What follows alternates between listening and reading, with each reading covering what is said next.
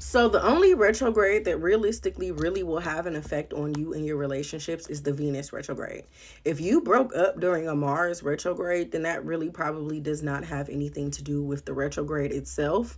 That's just generally speaking. Now, personally for you, if there was, let's say, Mars retrograde aspected the ruler of your seventh house, which represents relationships, or the ruler of your fifth house, which represents romance, or maybe it personally aspected your Venus, then that might have had an impact on your relationship as a whole.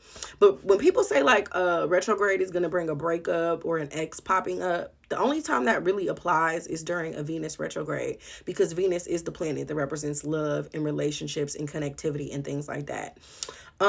So yeah, I would not necessarily, like I said, it depends on if Mars retrograde actually aspected something in your chart. But generally speaking, like Mars retrograde is not a breakup transit. If you broke up during that transit, that don't have shit to do with the retrograde.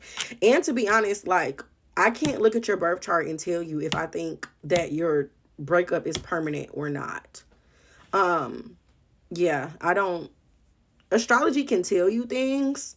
But and there are probably some people who say that you can see that in astrology, but I think that's kind of like doing too much. Like, all I can see is a breakup.